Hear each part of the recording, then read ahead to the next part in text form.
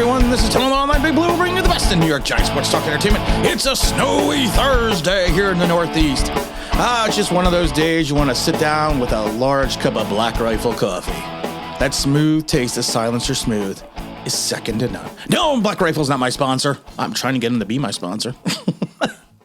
Why not? I don't even need them to give me money. Just send me coffee and gear, which I already have already. Let's talk about the New York Football Giants. We got a third interview coming in with Adam Peters. We have the Giants requesting an interview with Dan Quinn, the defensive coordinator of the Cowboys, former Falcons head coach. I find it interesting. We're going to talk about Dan Quinn in a minute, but I do find it interesting that the Giants are requesting interviews before they even hired the GM.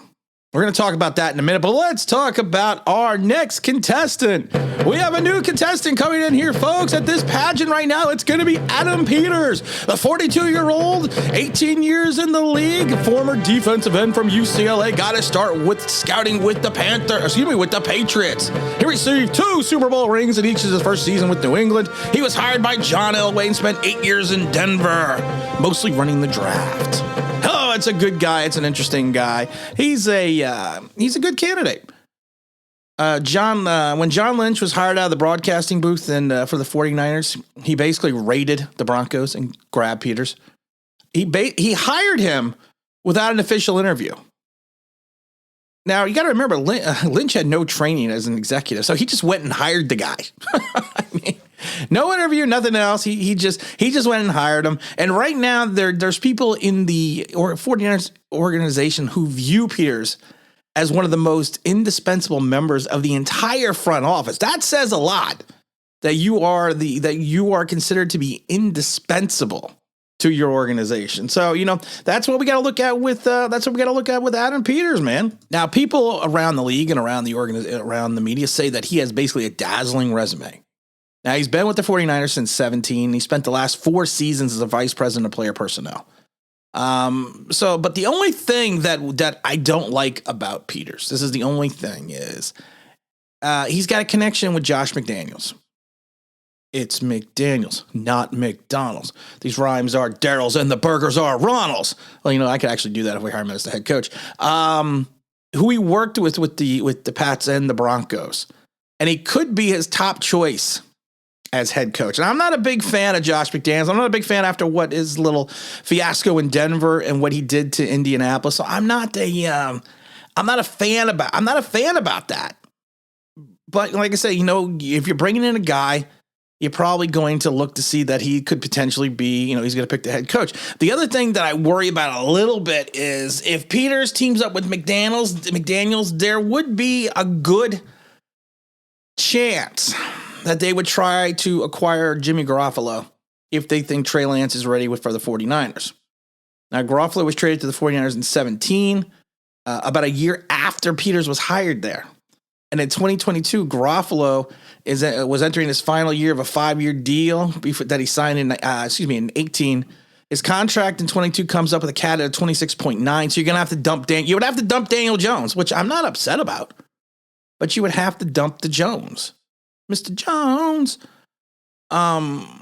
So there's things that I like about Adam Peters a lot. I still think that Shane is going to be the front runner, but he is in demand as well. And I love it because Dom from Poppycockers, of course, he reminded me that I already have a Joe Shane sound effect ready. I could just change it when we get it from my "Oh Shane, can you see" sound effect that I have for O'Shane Zimenez. So you know what? So he could be, that could be a reason. Plus the fact that he likes Malik Willis. But I do worry about Peters. I do worry about Josh McDaniels. I do worry about him potentially bringing in Jimmy Garoppolo. These are all things. I mean, if you're going to draft a quarterback at either 5 or 7 or trade down, I have no problem with it, Malik Willis. And I'm good. I showed it on the comment section or the community chat. I had a drawing done of Malik Willis by a very talented artist, and I'm going to post his Twitter handle in the comment section below. So if you want to, take a look at his work, maybe you want to commission him to do something for you. He's a very talented artist. He did a great job with the Malik Willis print, our photo, our drawing. I can't remember what it's a drawing. He drew it. I never. He's talented with artist stuff because I'm not. So that's why I drew a picture of Malik Willis. It turned out to be a stick figure holding what looked like a football, but more looked like a cantaloupe. But you know what? He's very good. He's very talented. Like I said, I'll post that in the link below. But like I said, my concerns about Peters would be the fact that he could be bringing in Jimmy G and Josh McDaniels, two things that I'm not overly hyped about. But have the Giants made their first misstep in this offseason? And I'm not trying to be picking. I'm not trying to be negative. But they have requested an interview from the Dallas Cowboys for Dan Quinn, the former Falcons head coach. My only problem with that is unless you have assurances from your top 3 GM candidates that they want to bring in Dan Quinn, how can you go outside of them and request an interview before you even hire a GM? And we're talking a guy that had a 46-44 record. Yeah, he went to the Super Bowl. That's his career record in counting the playoffs. Yeah, he went to the Super Bowl in 2016. But then he went 10-6, 7-9, 7-9, and 0-5. I mean, yeah, and while the defense was better under Quinn after he replaced Mike Nolan, it wasn't like it was that great. It wasn't like it was like this top 5 defense. But I just get concerned that the Giants are reaching out. Now, I don't know if this is a Mara thing, but how can you reach out and request an interview and you haven't even hired your coach, your general manager yet? Why? Yeah, he may be sought after, but like I said, to me, Quinn wouldn't even be my first choice. That 16 season with Atlanta, they went 11-5 and they clinched the first round bye. They won the NFC South. Excuse me, AFC. And yeah, I know it was NFC, so I was right. They beat, who did they beat that year? They beat the Seahawks at 36-20, and they went to the championship game. They beat the Green Bay Packers 44-21 to go to the Super Bowl, but then the Patriots were up 21, what were they up? 21-3 at halftime, and then 28-3 in the third quarter, and the Falcons blew the Falcons were up 21-3 and then 28-3 in the third quarter, and they blew the largest lead in Super Bowl history and lost the game in overtime 34-28, and I don't think Dan Quinn ever recovered from that. I mean, to me, Dan Quinn he was an okay head coach, and he's a better defense coordinator than he is a head coach. That's all I'm gonna say. I mean, like I said, he started the season 0-5 in 2020. People forget that. The Giants, you know what the problem is? The Giants have done so many things right. Well, it took them a while to fire Joe Judge, the name that we shall not speak. It took them a while to fire Joe. So, I mean, it's interesting that they go through this process of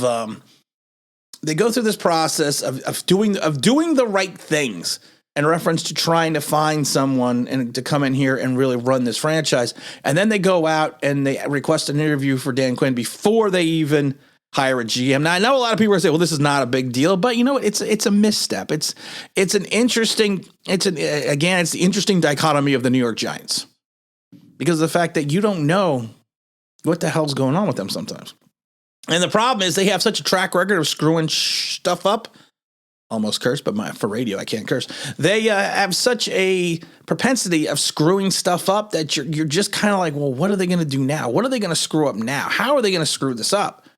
And it's a bad way to think. Is if you're a Giant fan, it's a bad way to think. It's not something you want to sit there and have in your back of your mind that this could potentially happen for this team, that they could potentially do something and not do it in the right way.